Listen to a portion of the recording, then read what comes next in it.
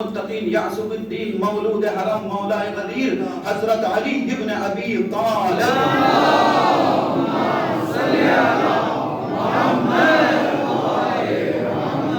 غصے کے بارے میں کہتے ہیں کہ غصہ اپنی حقیقت میں منافق ہے. اللہ اکبر. غصہ حقیقت میں منافق ہے. کیوں حقیقت میں منافق ہے؟ مولا کائنات کہتے ہیں اس لیے کہ اپنے سے طاقتور کے سامنے دب جاتا ہے, اپنے سے کمزور کے سامنے بھڑک جاتا ہے. نہ کوئی ہم سے بڑا آتا ہے تو ہم اس کے سامنے سر جھکا لیتے ہیں. ہم یہ کہتے ہیں کہ اب کیا کریں, وہ ہم سے زیادہ مضبوط ہے, قوی ہے, ہم سے زیادہ قدرت مند ہے, ہم اس کے سامنے نہیں, ہم یہاں صبر کر لیں گے. یہ صبر نہیں ہے, یہ تمہاری مجبوری ہے. اللہ کی مصیبتیں جو امتحان کے لیے نازل ہوتی ہیں اس پر آدمی راضی رہ کر خدا کے حوالے امور کو کر دے تو اسے صبر کہا جاتا ہے نا. جہاں کمزوری کے نتیجے میں انسان خاموش رہتا ہے وہ اس کی مجبوری ہے, وہ صبر نہیں ہے. تو بہرحال کیا غصہ اپنی کیفیت اور حقیقت میں منافق ہے. کیوں؟ اپنے سے طاقتور کے سامنے دب جاتا ہے, وہاں سرنڈر ہو جاتا ہے, کچھ بولتا نہیں ہے. لیکن جہاں اپنے سے کمزور ہوتا ہے اس کے اوپر پورا سینہ تان تان کے جو ہے غصہ نکالنے لگتا ہے. 1 روپے کی غلطی ہوگی تو 100 گالیاں اسے دیتا ہے. صحیح ہے نا. کیوں؟ اس لیے کہ وہ اس سے کمزور ہے, اس کے انڈر میں ہے. لہذا منافق کہتے کسے ہیں ہے نا؟ منافق 2 چہرے والے کو ہی تو منافق کہتے ہیں ہے نا. اب یہاں 2 رنگ ہو گئے کہ نہیں؟ غصے قدرت مند کے سامنے ایک چہرہ ہو گیا, کمزور کے سامنے ایک. صلوات پڑھ محمد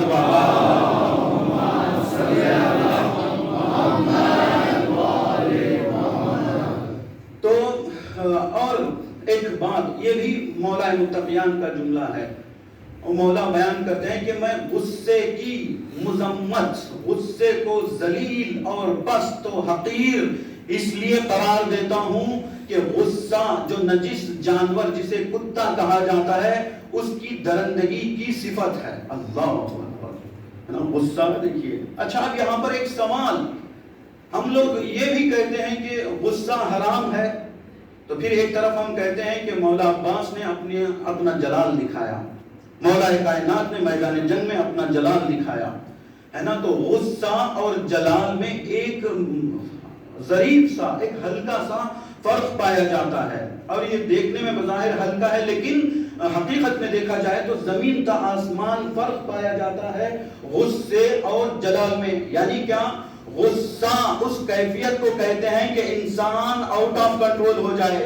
جلال اس کیفیت کو کہتے ہیں کہ انسان پورا کنٹرول اپنے اوپر رکھا رہے ہے نا. مولا عباس اگر خدا نہ خواستہ نعوذ باللہ خاتم میں دہن اگر غصہ ہوتا تو مولا امام حسین کی بات کو نہ مانتے کہ چھوٹے چھوٹے بچے پیاسے مارے جا رہے ہیں, میں جاؤں گا دشمن کو ماروں گا. لیکن مولا عباس کے پاس جلال تھا تو جلال اطاعت کا سبق دیتی ہے, غصہ امام کی اطاعت سے دور کرتا ہے.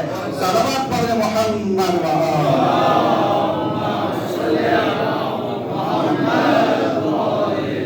تو بہرحال راہ حل بھی ہم نے پیش کیا کہ کس طریقے سے انسان اپنے آپ پر قابو پا سکتا ہے. آج ایک مسئلہ جو ہم آپ کے سامنے بیان کریں گے, جو یہ مسئلہ بھی رائج ہے ہر ایک سماج میں. ہم کسی ایک سوسائٹی, ایک معاشرے کی بات ہی کیوں کریں ہے نا. ائمہ علیہ السلام نے بھی کسی ایک معاشرے کے لیے کوئی جملہ, کوئی حدیث نہیں ہے.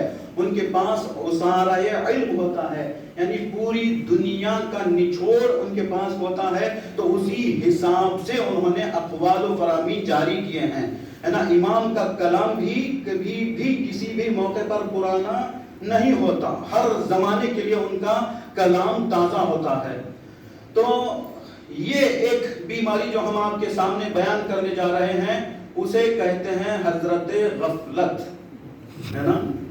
ایک بیماری کل ہم نے بیان کیا غصہ, اور ایک جو ہر ایک معاشرے کی بیماری ہے وہ ہے غفلت. اچھا غفلت یہ جہالت سے ہٹ کر ہے, غافل انسان جاہل سے ہٹ کر ہے. جاہل کا گناہ معاف ہو سکتا ہے, غافل کا گناہ معاف نہیں ہو سکتا. جاہل یعنی وہ مسئلے کو جانتا ہی نہیں ہے, اس کے پاس علم ہی نہیں ہے. لیکن غافل کون ہے؟ وہ پورے طریقے سے علم رکھتا ہے لیکن وہ سستی کرتا ہے. اب آپ سے ایک سوال, آپ میں سے کون ایسا ہے جو یہ نہیں جانتا کہ نماز واجب ہے؟ بتائیے کوئی ہے؟ ہاتھ اٹھائے بھائی کوئی کہ میں نہیں جانتا کہ نماز واجب ہے. ہاں، اور آپ میں سے کون نہیں جانتا کہ داڑھی منڈانا کیا ہے؟ آگے آپ خود ہی جانتے ہیں، ہے نا؟ کون نہیں جانتا؟ لیکن ہم یہ کام ضرور کرتے ہیں. صحیح، نماز کے برپا کرنے میں بھی ہم سے کوتاہی ہوتی ہے نا؟ باقی مسائل میں بھی ہم سے کوتاہی ہوتی ہے. تو غافل جاہل سے بھی بدتر ہے. جاہل کے پاس علم ہے ہی نہیں، لیکن غافل کے پاس علم ہے لیکن وہ کوتاہی کرتا ہے. لہذا غفلت کو جہالت سے بھی بدتر، حالانکہ جہالت بھی بہت بری صفت ہے. شاید کبھی ہم نے بیان کیا ہو، مولا متقیان امیر بیان حضرت علی ابن ابی طالب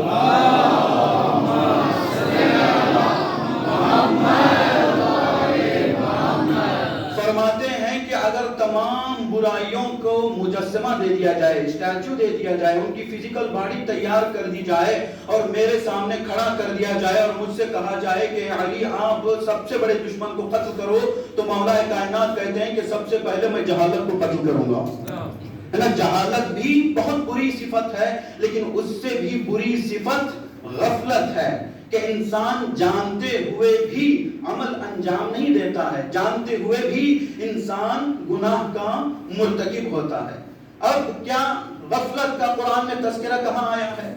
غفلت کا تذکرہ جب حضرت یوسف کے اوپر جو ان کے بھائیوں نے ظلم کیا ہے اس کا تذکرہ کرتے ہوئے قرآن نے یوں کیا ہے کہ حضرت یوسف کے بھائیوں نے غفلت کے نتیجے میں اپنے بھائی سے دشمنی مول لی، ہے نا؟ غفلت کے نتیجے میں، اس لیے کہ وہ جاہل تو نہیں تھے کہ حضرت یوسف کو نہیں جانتے تھے. ان کو معلوم تھا کہ یہ ان کا بھائی ہے، ان کو معلوم تھا کہ سب سے چھوٹا بیٹا ہے، ان کو معلوم تھا کہ جو باپ ان کا حضرت یعقوب ہے وہی ان کا باپ ہے.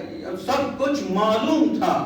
ایسا نہیں کہ کہیں اچانک باہر سے کوئی بچہ آیا تھا، حضرت یعقوب اسے پال رہے تھے تو دشمنی میں آ کے اسے مار دیا. نہیں، پورا جانتے تھے لیکن غفلت کا شکار ہوئے. تو نتیجہ کیا ہوا؟ انہوں نے حضرت یوسف کو کنویں میں ڈال دیا، کنویں میں پھینکا.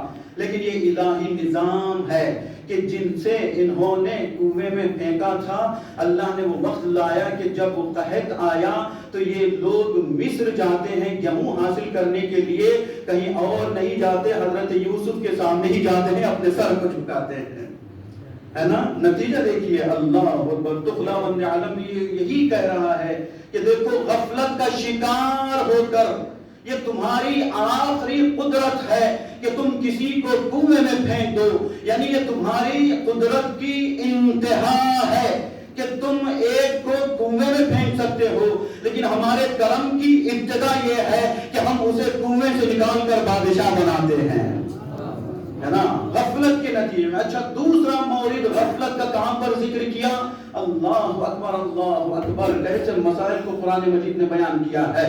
دوسرا مسئلہ غفلت کا جب بیان کیا تو حضرت سلیمان کی حکومت کے حوالے سے جب اللہ نے بیان کیا ہے تو یہ بھی بیان کیا ہے کہ کاہنان، یعنی ان کے زمانے کے جو بہت پڑھے لکھے بزرگ حضرات تھے، حضرت سلیمان کے زمانے میں وہ سود دیا کرتے تھے، بیعز دیا کرتے تھے. حضرت سلیمان نے انہیں ٹوکا تو کہا کہ اے سلیمان، آپ یہ کیا کر رہے ہیں؟ آپ سمجھتے ہیں کہ ہم جاہل ہیں؟ کیا ہمیں دوسری کتابوں کا، آسمانی کتابوں کا علم ہمارے پاس نہیں ہے؟ ہم سب جانتے ہیں. کہا پھر تم سود میں کیوں دیتے ہو؟ تو کہا، انہوں نے مثال دی، ہے نا؟ یہ قرآن میں یہ مثال نہیں ہے، علماء نے بیان کیا ہے تاریخ میں، اس لیے کہ قرآن شارٹ کٹ بات کرتا ہے. ہمیں تفصیل معلوم کرنا ہو تو یا تفسیر کی طرف جانا ہوگا یا تاریخ کی طرف ہمیں جانا ہوگا. تو انہوں نے کیا جواب دیا کہ اے سلیمان، آپ ہماری اتنی مذمت کر رہے ہیں، اتنی انسلٹ کر رہے ہیں، ہم کیا کر رہے ہیں؟ ہم تو کھانا اپنی محنت کا کھاتے ہیں، صرف نمک ہی تو دوسروں سے لیتے ہیں. ہے نا؟ ہم کیا مثال مثال مثال صرف یہ مثال کے عنوان سے ہے کہ کیا ہم 1,00,000 روپیے دیتے ہیں اور پورے مہینے میں صرف ہم 2,000 تو لیتے ہیں. ہے نا؟ اس میں برا کیا ہے جو آپ ہمیں اتنی انسلٹ کر رہے ہیں؟ تو حضرت سلیمان نے ان کا جواب دیا اور قرآن میں بھی یہ تذکرہ ہے. اور کہا کہ دیکھو اگر تم بہت جلد اس مصیبت سے باز نہیں آؤ گے تو ان قریب تمہارے اوپر عذاب نازل ہوگا. تو ان کے اوپر جو عذاب نازل ہوا وہ کیسا عذاب تھا؟ وہ قرآن مجید میں آپ دیکھتے ہیں کہ شیطان کا گروہ ان کے اوپر مسلط ہو گیا تھا، ہے نا. جب ایک ایک حرام چیز کو جو ہے آدمی حلال کرنے لگتا ہے تو سلط اللہ علیہم سلطانا جائرا، تو ان کے اوپر ایک ظالم بادشاہ کو ان کا حاکم قرار دیتا ہے. اگر انسان گناہ پر گناہ کرتا جاتا ہے تو گناہوں کے نتیجے میں، ہے نا. تو یہاں پر بھی ایک غفلت، تو حضرت سلیمان کے زمانے میں جو غفلت ہوئی وہ کیا تھی؟ بہت ساری تھی، لیکن ایک جو ذکر کیا گیا ہے وہ یہ کہ وہ ربا کو یہ جانتے ہوئے کہ یہ حرام ہے، لہذا انہوں نے پھر بھی اسے حلال کرنے کی کوشش کی. صحیح. تو یہ غفلت کا، چونکہ یہ جہالت کا تو نتیجہ نہیں تھا، یہاں غفلت کا یہ شکار تھا. اچھا بات آگے